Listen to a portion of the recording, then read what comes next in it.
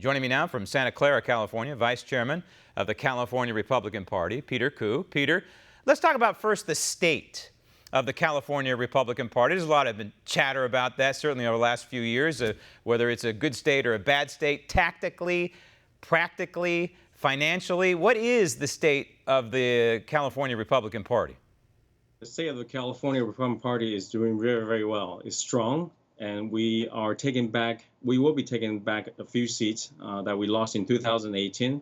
So sitting here today, I'm very excited to share with everyone we did great on Super Tuesday. Without getting into the weeds too much, at the state level, did pretty well. You would give yourself what, at least a B plus, maybe A minus in terms of performance, including one assembly race where you actually, because of the jungle primary process in California, where you actually have two Republicans going head to head in the general. That's a big deal for us, and that never happened before. So we are very excited about that outcome for that particular assembly race. And we basically, almost all of the candidates that we endorsed before the primary move on to the November election. Congressional races turned out pretty well. A lot in Southern California turned out pretty well, and a couple in Northern California as well. How would you assess the congressional races? Yes. So especially for District 10, where Ted House actually gathered more than 55%. If you add all the Republican votes together, we actually had 55% versus 45% of the Democrat votes.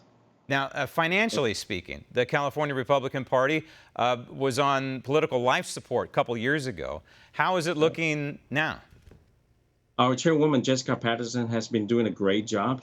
We have over $1 million raised in online donations compared with 2017 and 2018. And we have over quite a few large donors increase, major donors, as well as small donors. And the biggest pickup is over quite a few online donors that has never existed before. That we started seeing a lot of those in 2019. Can we say that there's new breath being breathed into the Republican Party now? I really feel so. Again, me and Jessica have been on the job, entire board being on the job for about exactly a year. We got elected February 24th. Ever since then, Jessica especially has been working very, very hard to raise money for the party to make sure we keep the lights on. And, so those are the things that I feel that we have made a lot of headwaves and bring a new breath of air in this party. And I think if we look at the diversity of candidates that we have on this Super Tuesday, it is tremendous. And we have Indian Americans, we have African American women.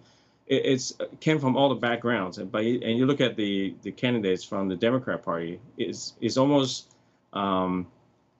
contrary to what they've been preaching all along, is lack of diversity. So we're very proud of this new slate of candidates that we have raised during this election. I want to go to a report in the LA Times, and again, it's the LA Times, so we have to preface it that way, but I want to go to a report in the LA Times that talks about the leadership dynamic. This is the headline, Peter. The leader of California's Republican Party has a strategy for success. Never mention Trump. It says 94% of Democrats and 57% of independents disapprove of Trump's job performance. This is in California. So for any Republican candidate running in a competitive district against a Democrat, warmly embracing the unpopular president would be a vote killer. Is that really the environment in what was once Reagan country, that effectively a Republican candidate has to disavow the 45th president of the United States, who's done such a spectacular job securing the border and securing a robust economy?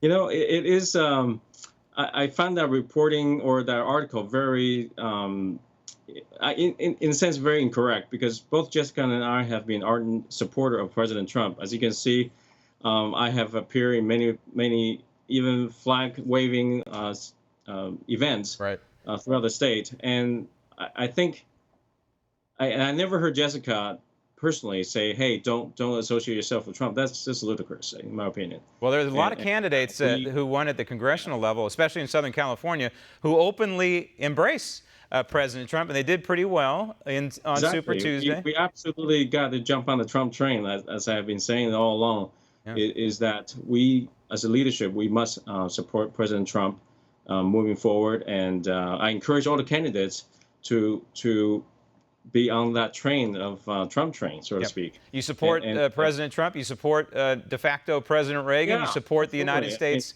Constitution. And I think that that's what every Republican should be embracing, whether they're in California or in Texas. Peter, thank you.